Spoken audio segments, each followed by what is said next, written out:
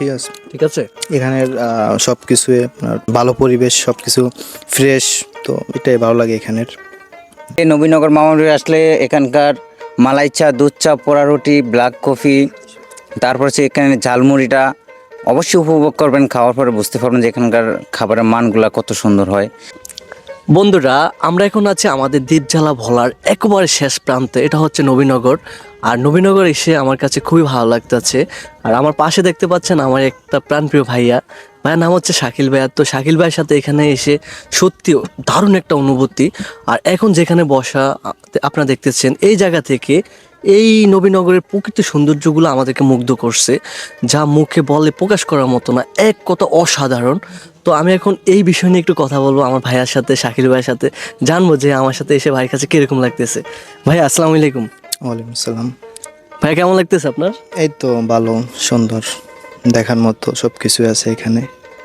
আচ্ছা আচ্ছা, এই কি ফার্স্ট টাইম নাকি আরও এখানে আসছেন? না, এখানে আমি মাঝে মাঝে আসি, সুন্দর। তো এখানে ওনার একটু নিয়ম, তো এখানে একটু চাটা একটু স্পেশাল এখানের। না ওইটা না। জি ভাই। তো তো এখানে সব কিছু এখানে ভালো। জি ভাই। গ্রামীণ একটা পরিবেশ। ভাই যারা আসবে তাদের উদ্দেশ্যে কিছু বলেন। তো যারা আসবেন আপনারা এখানে আসতে পারেন, ওনার ব্যবহার প্রচুর ভালো।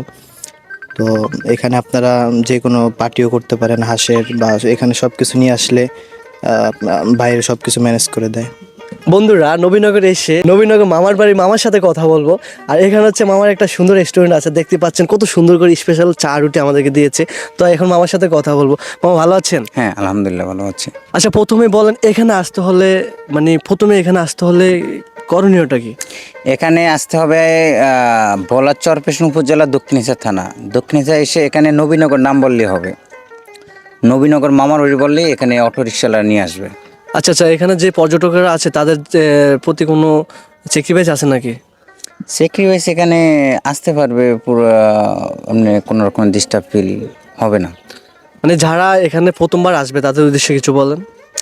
অবশ্যই আসবে। এখানে আসলে নবীনগর মামার বাড়ি আসলে এখানকার মালাই চা, দুধ চা, পোড়া রুটি, ব্ল্যাক কফি, তারপর হচ্ছে এখানে ঝালমুড়িটা অবশ্যই উপভোগ করবেন। খাওয়ার পরে বুঝতে পারবেন যে এখানকার খাবারের মানগুলা কত সুন্দর হয়।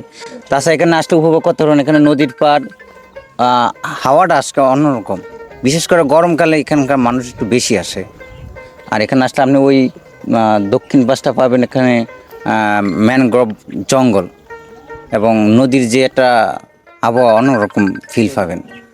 আচ্ছা আচ্ছা, ধন্যবাদ ভাইয়া। অবশ্যই সবাই আসবেন। আর হচ্ছে মামার বাড়ি মামার কাছে আসবেন, স্পেশাল স্পেশাল চা, স্পেশাল রুটি সব কিছু পাওয়া যাবে। Thank you. ঠিক আছে। সত্যি বলতে আসলে আমাদের দ্বীপজেলা ভোলার কয়েকটি পর্যটক স্পটের ভিতরে এই স্পটটা আমার কাছে অনেক ভালো লাগছে। আর ভাইয়ের সাথে এসে এখানে অনেক বেশি উপভোগ করতে পেরে খুবই ভালো লাগছে। বন্ধুরা, নবীনগর এসে কিন্তু এখন আমরা এই যে রুটি আর বিখ্যাত চা খাবো। আর আপনারা অবশ্যই এখানে আসবেন। আর মামা কিন্তু বলে গিয়েছে যে এখানে মামার বাড়ি আছে, আর মামার বাড়িতে আসলে অবশ্যই ভালো মানের জিনিস পাবেন। তো এই অনুভূতিটা আমার কাছে খুবই ভালো লাগে। আর যারা আমার মতো প্রকৃতি পছন্দ করেন, প্রকৃতিকে ভালোবাসেন, তারা এই জায়গায় মিস করবেন, অবশ্যই আসবেন। যেমন এই মুহূর্তটা এখন আমরা এখানে চা খাচ্ছি, এই পাশে হচ্ছে মেঘনা নদী, এটা হচ্ছে মেঘনা নদী। আর এই পাশে প্রকৃতির সৌন্দর্য আমাদেরকে মুগ্ধ করছে। আর ভাই পাশে আছে, আসলে আজকের দিনটা স্মরণীয় হয়ে থাকবে, খুবই ভালো লাগছে। খুবই দারুণ একটা মুহূর্ত আমরা কাটালাম। তো এখন চা খাচ্ছি, চা খাওয়ার পরে এখন চাটা কীরকম হচ্ছে সেটা জানাবো। বিসমিল্লাহ। ভাই অসাধারণ নাকি ভাই? ঠিক আছে। ঠিক আছে। এখানের সব কিছুই আপনার ভালো পরিবেশ, সব কিছু ফ্রেশ, তো এটাই ভালো লাগে এখানের। খুবই ভালো লাগে আসলে। কেমন লাগে বলো? ভালো লাগে। হ্যাঁ দর্শক, অবশ্যই আসবেন এখানে, এসে কাটো।